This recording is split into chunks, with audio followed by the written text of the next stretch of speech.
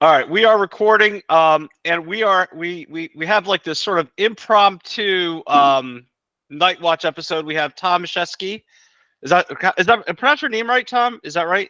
I don't know. I go with Maciejewski. It's Maciejewski. It's Maciejewski. Everybody mispronounces it, so I went with the most common mispronunciation, which seems to be Maciejewski. Well, the executive director of Catholic Charities for Bridgewater actually, had your same last name. Okay. And she pronounced it. I think it was Maciejewski. either Majeski or Majewski. It was one of those two. So she pronounced the J stronger. She probably in Polish the J is silent. So okay. It's Maciejewski, which the J is silent, but she probably that sounds Russian. Well, I guess that makes sense, right? They're close enough. Poland was part of Russia over the course of the years there. But yeah, probably she's doing the same thing. The most common mispronunciation, I think, kind of thing. But and then here's Laura, who just shows up to every show because there's nothing in her life that's going on. Nope. I'm it. We're it. And the same is true for me. Everybody else has plans. So I guess the first thing that we kind of wanted to and I know you don't want to get too much into it today, and I think the field is really new, and it just kind of, I think people are just kind of feeling their way through. But Tom, you're running for council again this year. Yeah. So I guess this time around, like, so what's sort of on your mind? You know, what's sort of, you know, on your plate going into this year, just generally? Well, as I think I'm running basically on a similar platform that I always had. The big thing for me is transparency, which I think I've showed with both the Board of Education and with the council. I just think that the residents really need to understand what's going on and who's doing what, which direction we're going into, and know that they have an honest person in there who's reading through what they're signing. They're not just following along with whatever somebody's putting in front of them or having their group telling them what to do. That's really the base of it, the base of why I'm running. Well, there's the backstory. I also think that some of the politics in town has been over that last election was really kind of concerning, and that's why I put my hat in the ring again this year. I mean, the shit that all went down with Liza, I'm guessing, right? Yeah, with the whole campaign was disgusting. And the campaign, some of the campaigning that went on, I just think that Berkeley Heights deserves better, and I think they have an option. I always went in there. I told people, I'm there for an option. If you think I'm a good option, then please vote for me. So that was my thing. Yeah. No, I'm sorry, Tom. Go ahead. Yeah, no, that's basically it. I really didn't like what went on. I thought there was a lot of political maneuvering. So that's really one of the reasons. Yeah, one of the main reasons why I'm running too as well. And I think we're going to have probably another follow-up series. I mean, we're going to invite you and all the other candidates, if they want to come on, they can, and have a fuller discussion on platforms. But I mean, it's there, it's out there, and what's interesting, I guess, is it feels like a lot of the infrastructure that's been kind of creating the problems is peeling away. Like, there's only one candidate running now for council from sort of the other Republican, So for residents who don't know, the Republican Party in town has been split. Tom is sort of, I guess, for lack of a better word, has represented one faction where I guess she's not running anymore, but Kingsley kind of represents sort of another faction. And I know there's been some debate as to whether or not, who's real Republican and blah, blah, blah, blah, blah. But I was shocked to see that only one. I mean, I'm just shocked to see that they're fielding only one candidate. And, given all the exits that have happened over the BOE over the past few years, I guess I'm wondering whether there's, I don't know. Do you feel like, Tom, they're starting to recognize maybe something's not correct? Maybe how they're doing things hasn't been helpful, or effective? Well, I think there's a couple of things.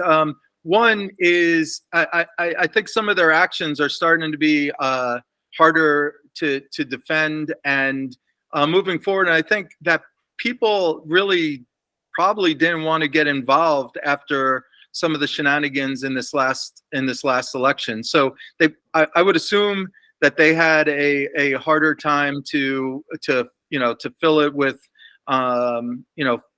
people who just want to vote along with them, which is what I think happens, that a lot of times they voted in, or they wanted people in there who would just say yes, vote with them as a block. One of my things is that I don't want to replace their people with my people. I just feel that we need to have a council full of independent-minded people that will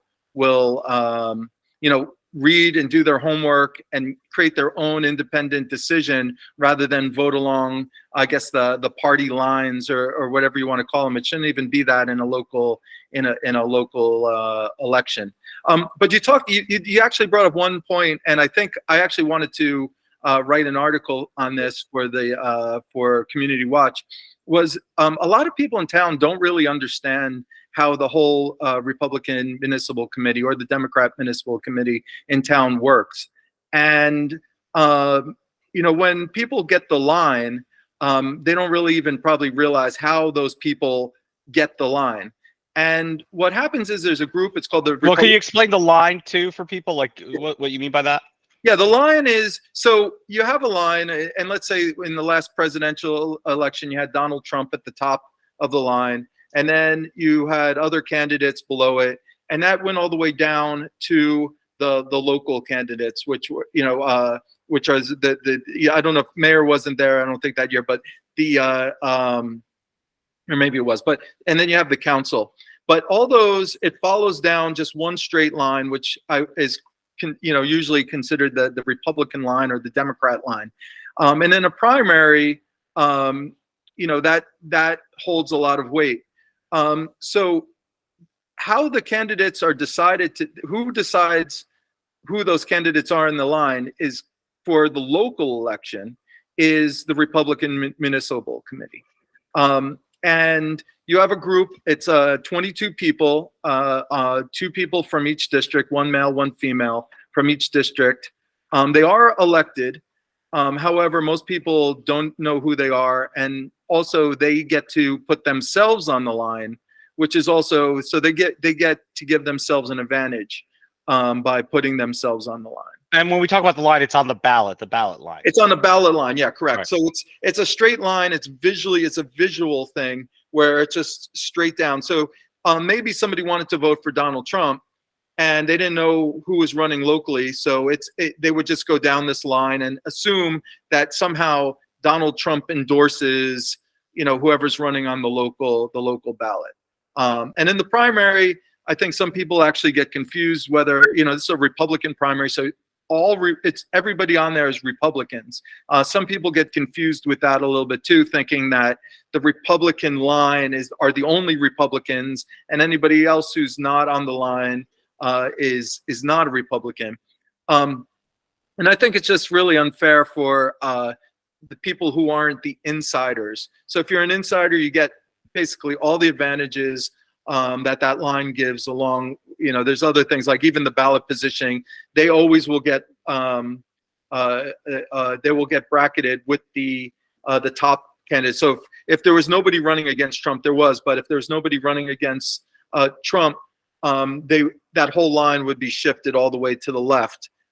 And then others running against, especially on the municipal, end up getting pushed all the way to the right, which also makes it seem like somehow there's a lesser candidacy or something like that, which isn't true. It's just somebody got the line and somebody didn't have the line, and we're running against each other to represent the Republicans in the general election. So going back to Laura, you can interrupt me because I talk too much. I wonder, Michelle Bartiromo kind of came out towards the end of the last election, or after I don't know if it was after or towards the end, kind of openly criticizing her party for what happened,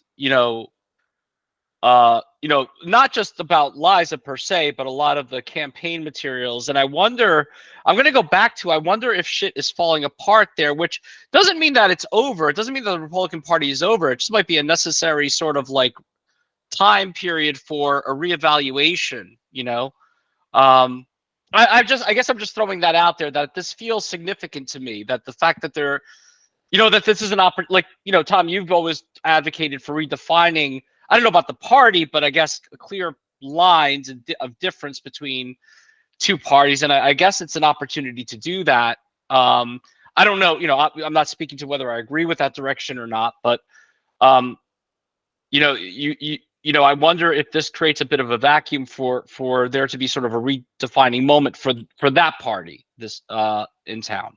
Well, I've been trying to, I mean, I don't really want to I'm not here to bash anybody there, but I would like to see,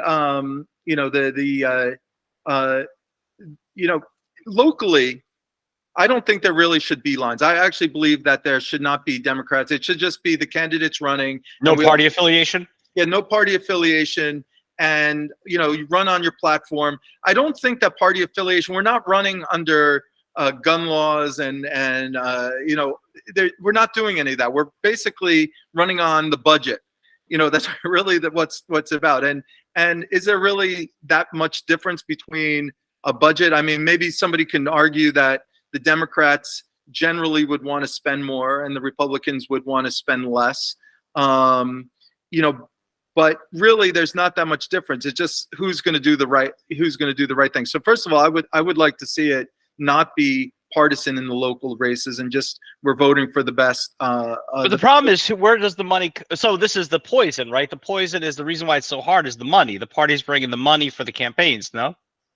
Well, yeah, I've never, that's the other piece is if you have the line, you have the money for the campaign.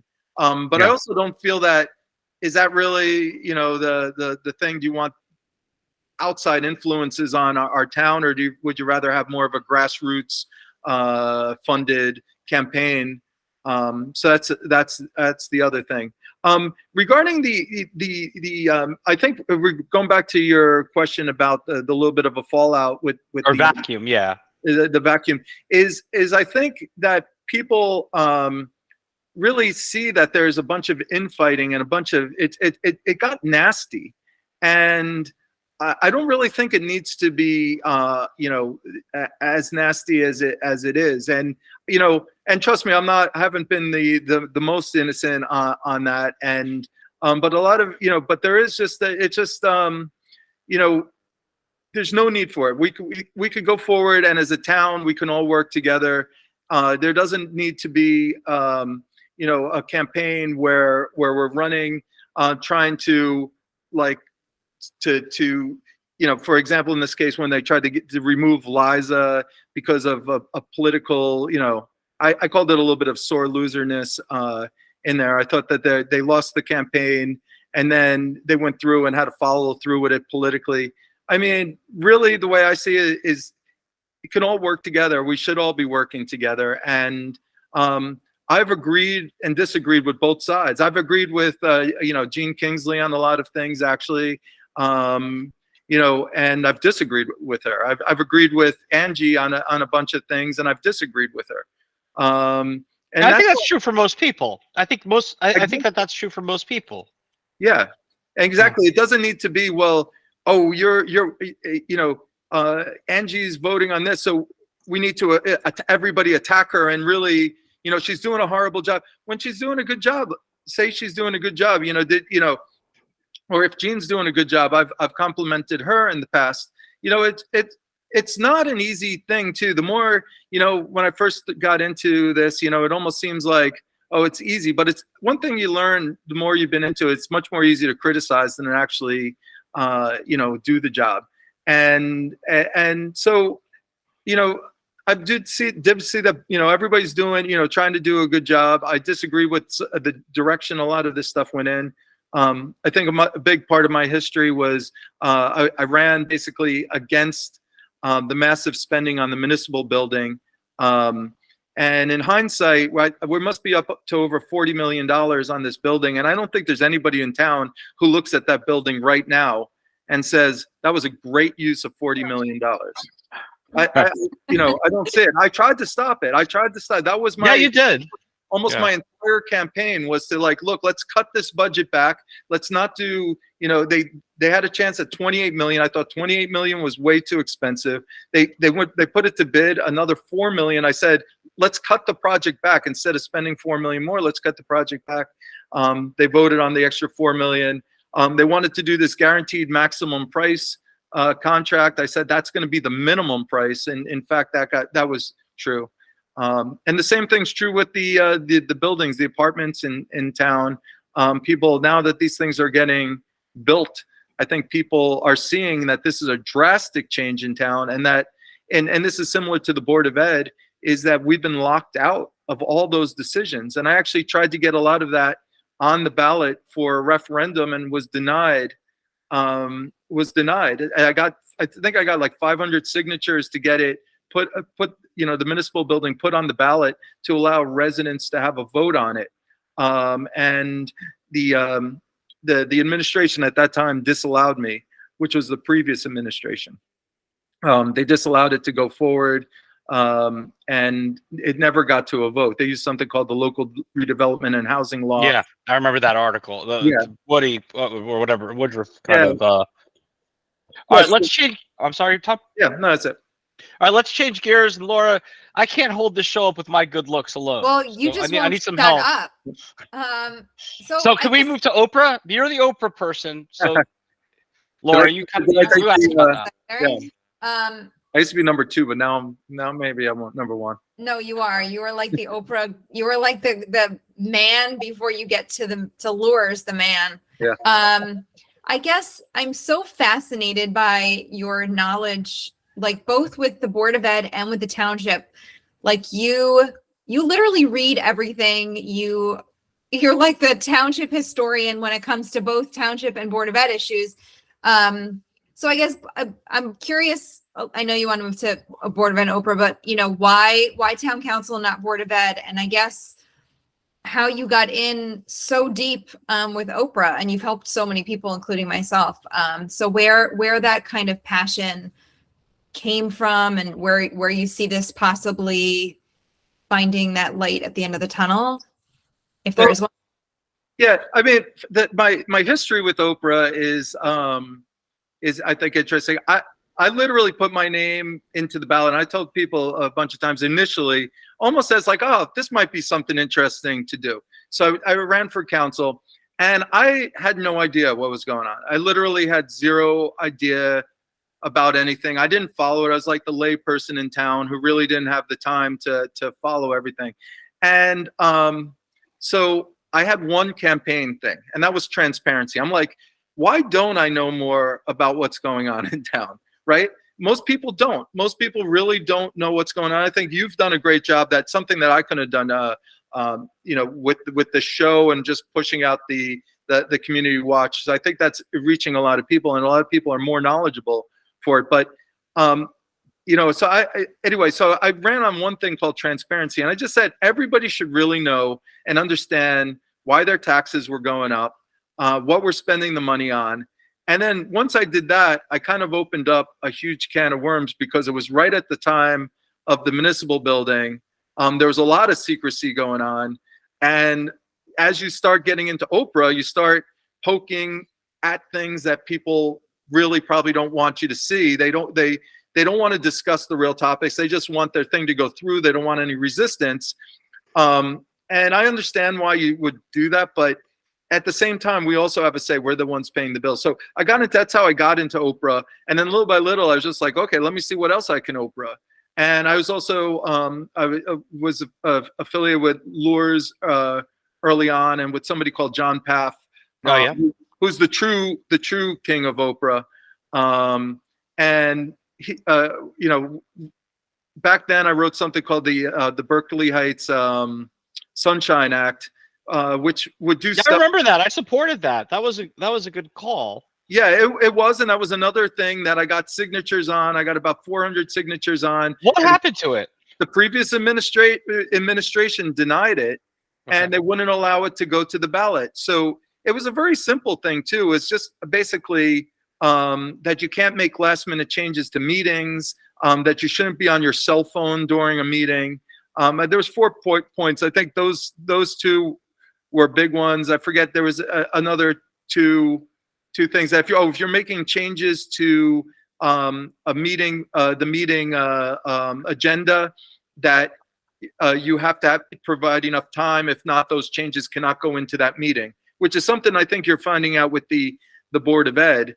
You get a change to the agenda last minute. Nobody knows what's going on. You don't have any documentation. You don't have time to formulate any opinion.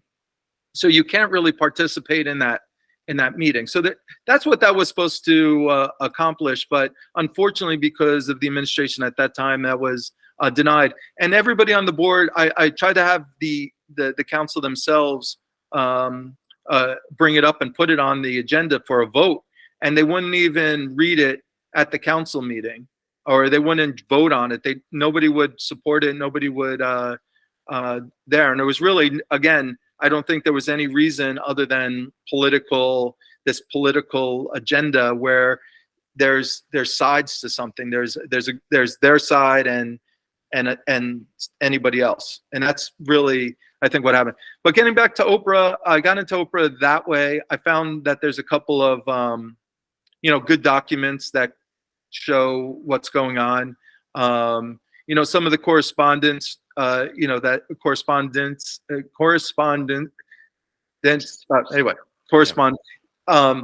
that is going on is interesting, especially when they're discussing school matters. And it's not always what they're discussing in the meeting. So the only way you really see what's happening is by seeing what the lawyer's working on. You see it from what they're writing about in emails. You see it from, any ordinances that are being written. And this is how you start seeing some design stuff, depending on what you're talking about. So if you really want to know what's going on, you have to get involved with OPRA, or as you could see with the school board, you go there and you get no information. They seemingly know all the answers before they go to the vote. So they're not really having the real conversations in front of the public. They're not answering any questions.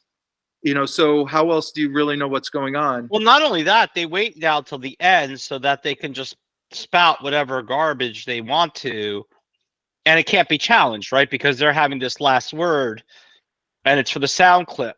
And you'll notice the difference when Cy went up and asked her questions at the town council. There was an actual conversation and dialogue between her and Kingsley, her and Angie, and Liza, I think. And it was a 15-minute conversation that opened up parts of the process to the public. At the board meeting, it's like, ask all your questions, and then they don't even answer all of them. They'll cherry pick what questions each person asks. Like, for example, I think the questions around Dr. Varley's nepotism thing, that must have been asked about 6 times. How much did we spend on that? And I honestly don't know. I'm thinking anywhere between 20 to 40,000, but I'm not sure. And while that's been asked 6 times, it's never been answered at the end of the meeting. Yeah, I mean, that's something that should be. That's just the thing. Why not be transparent about that? I mean, that's nothing that should be hidden. It's, if you ask anybody in town, should we know how much is being spent on that? I mean, you can like Dr. Varley or not like Dr. Varley, but why are we hiding the fact on how much exactly is being spent? Or on the other one is on Pam's submitting the ethics complaint against Cy. The Caterpillar Act. Yeah. Well, I mean, that was clearly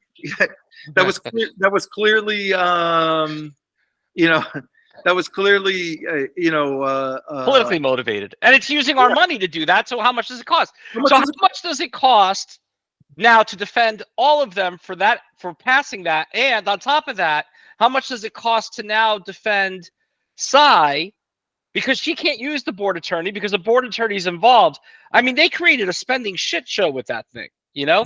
But again, you can't find that out. Even with OPRA, they'll. Well, I'm not going to get into that, but yes, OPRA is important if you have somebody who complies lawfully with it, right? Yeah, and that's the other. I mean, that's the thing is OPRA isn't the answer to everything. They still have ways, which it seems like the lawyers to some extent appears to hide what they're working on and not making it as clear as possible. And to be honest with you, I actually brought that up in the town council once with our town planner, where there was we were spending about $400,000 a year on the previous town planner. $400,000 a year for his work. And I noticed that in there, he would submit everything in chunks of an hour. So first of all, my one question is, why not break that down into 15-minute? Normally that's a 15-minute thing. I mean, as anybody who builds hourly, which I think you may or may not, but you know, if you just rounded everything to the nearest hour, probably upward, I would assume more times than not, you know, that's a pretty big thing. And then secondly, there was no way to map back what he was working on. So how, when they're approving these bills, how do they know that that's an accurate representation? Or how did they have the ability to say, well, working on this one project costs $100,000 and the second one costs $100,000. Okay, that's within reason. There was just no way to follow it. And I think that, you know, that's the thing, is we're just trying to figure out, like, does any of this make sense?